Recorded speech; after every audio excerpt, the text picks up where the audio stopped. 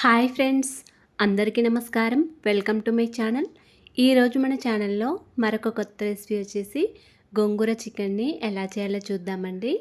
ఇలా చేసిన ఈ గోంగూర చికెన్ అయితే చాలా టేస్టీగా ఉంటుంది మరియు చాలా సింపుల్ ప్రాసెస్లో చేసుకోవచ్చండి. రైస్లోకే కాకుండా చపాతీలోకి కూడా చాలా రుచిగా ఉంటుంది. ఇలా మీరు ఒకసారి ట్రై చేసి చూడండి. అలాగే ఫ్రెండ్స్, వీడియోస్ని ఫస్ట్ టైం చూస్తున్నట్లయితే ప్లీజ్ మా ఛానల్ని సపోర్ట్ చేయండి మరియు హైప్ బటన్ని ప్రెస్ చేయండి ఫ్రెండ్స్. మరి ఎంతో టేస్టీగా చాలా సింపుల్గా చేసుకునే ఈ గోంగూర చికెన్ని ఇప్పుడు ఎలా చేయాలో చూసేద్దాం. ఈ గోంగూర చికెన్ చేయడానికి ముందుగా గోంగూర వచ్చేసి ఒక 4 కట్టల వరకు తీసుకున్నానండి. గోంగూర అంతా కూడా ఇలా ఆకులను తెంపుకొని శుభ్రంగా వాటర్తో ఒక 3-4 సార్లు కడుక్కోండి. గోంగూరని శుభ్రంగా కడిగిన తర్వాత ఇలా ఒక స్ట్రైనర్లోకి వేసుకోండి. అప్పుడు గోంగూరలో ఉన్న ఎక్స్ట్రా వాటర్ అంతా కూడా స్ట్రైనర్ ద్వారా బయటికి పోతుంది. చికెన్ వచ్చేసి 1 కేజీ వరకు తీసుకున్నానండి. ఈ చికెన్ని కూడా ఒక 2-3 సార్లు శుభ్రంగా వాటర్తో కడుక్కోండి. ఉప్పు పసుపు కలుపుకొని వాటర్తో ఒక 2 సార్లు కడుక్కోండి. అలా అయితే మనకి చికెన్ అనేది నీచు వాసన రాకుండా ఉంటుంది. తర్వాత స్టవ్ ఆన్ చేసుకొని ఒక కడాయి పెట్టుకొని ఇందులోకి ఒక 1/2 టేబుల్ స్పూన్ వరకు ఆయిల్ వేసుకోండి.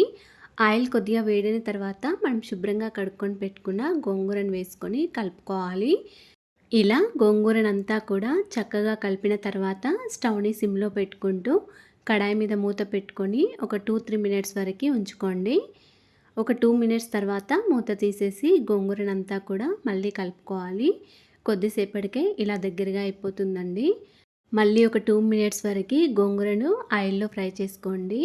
ఇలా గోంగూర అంతా కూడా ముద్దగా అయ్యే వరకు ఉంచుకొని తర్వాత దీన్నంతా కూడా ఒక ప్లేట్లోకి వేసుకోండి. ఇప్పుడు మళ్ళీ అదే కడాయిలో ఒక 2 టేబుల్ స్పూన్ల వరకు ఆయిల్ వేసుకోవాలి. ఆయిల్ కొద్దిగా వేడైన తర్వాత ఒక చిన్న దాల్చిన చెక్క ముక్క, ఒక 4 వరకు లవంగాలు, ఒక 3 వరకు ఇలాచీలు వేసుకోండి. అదేవిధంగా పొడుగ్గా కట్ చేసుకొని పెట్టుకున్న పచ్చిమిర్చిని ఒక 5-6 వరకు వేసుకోండి. అలాగే ఒక 2 పెద్ద సైజు ఆనియన్స్ తీసుకొని ఇలా చిన్న ముక్కలుగా కట్ చేసుకొని వేసుకోండి. ఇలా ఆనియన్స్ పచ్చిమిర్చి మంచిగా ఫ్రై అవ్వాలండి. ఆనియన్స్ లైట్ గోల్డెన్ కలర్ వచ్చే వరకు ఫ్రై చేసుకోవాలి. ఇలా ఫ్రై చేసుకున్న తర్వాత దీనిలోకి ఒక 1.5 టీ స్పూన్ వరకు అల్లం వెల్లుల్లి పేస్ట్ వేసుకొని అల్లం పచ్చివాసన పోయే వరకు ఆయిల్లో ఫ్రై చేసుకోవాలి. తర్వాత ఒక 1/2 టీ స్పూన్ వరకు పసుపు కూడా వేసుకొని మొత్తం అంతా ఒకసారి కలుపుకోవాలి. ఇప్పుడు దీనిలోకి మనం శుభ్రంగా కడుక్కొని పెట్టుకున్న చికెన్ అంతా కూడా వేసుకోవాలండి. చికెన్ అంతా కూడా వేసిన తర్వాత మొత్తం అంతా ఒకసారి కలుపుకోవాలి.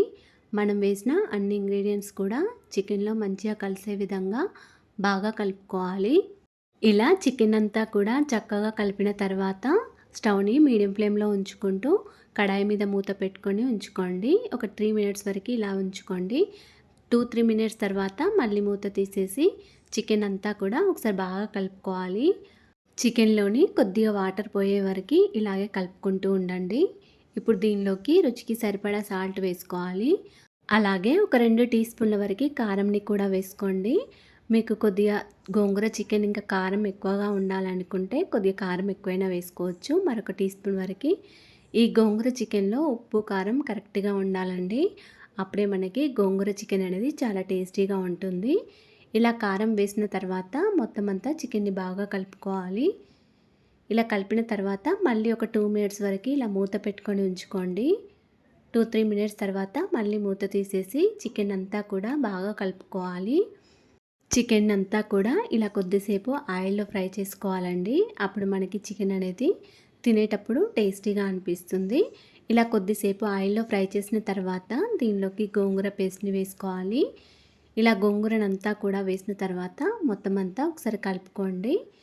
గోంగూర అంతా కూడా చికెన్లో చక్కగా కలిసే విధంగా బాగా కలుపుకోవాలండి. ఒక 2 మినిట్స్ వరకు ఇలా కలుపుకుంటూ ఉండాలి.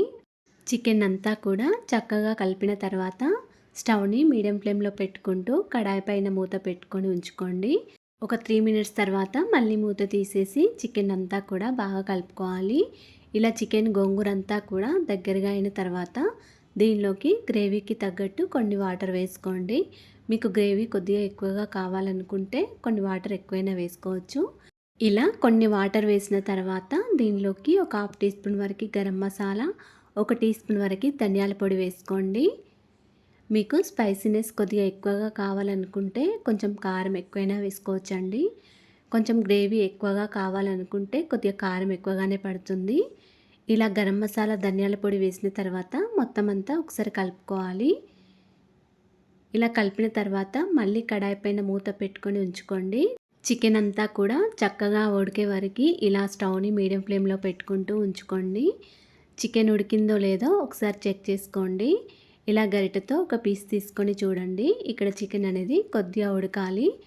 ఇప్పుడు దీనిలోకి కొద్దిగా కొత్తిమీర కూడా వేసి మళ్ళీ మొత్తం అంతా ఒకసారి కలుపుకోండి.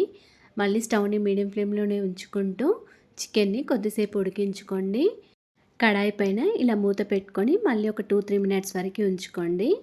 ఒక 2, 3 మినిట్స్ తర్వాత మూత తీసేసి చూడండి. ఇలా ఆయిల్ పైకి తేలుతుంది మనకి. చికెన్ అనేది చక్కగా ఉడికి గ్రేవీ అంతా కూడా చిక్కగా అయ్యే వరకు ఉంచుకోవాలి. అంతేనండి, మనకి ఎంతో టేస్టీగా చాలా సింపుల్‌గా చేసుకునే గోంగూర చికెన్ రెడీ అయిపోయింది. ఇలా చేసిన ఈ గోంగూర చికెన్ అయితే చాలా టేస్టీగా ఉందండి. రైస్‌లోకే కాకుండా చపాతీలోకి కూడా చాలా టేస్టీగా ఉంటుంది. ఇలా మీరు ఒకసారి ట్రై చేసి చూడండి. అలాగే ఫ్రెండ్స్, మా ఛానల్‌ని ఇంతవరకు సబ్స్క్రైబ్ చేసుకోకపోతే సబ్స్క్రైబ్ చేసుకోండి. వీడియో కనుక నచ్చినట్లయితే ఒక లైక్ చేయండి అండ్ షేర్ చేయండి.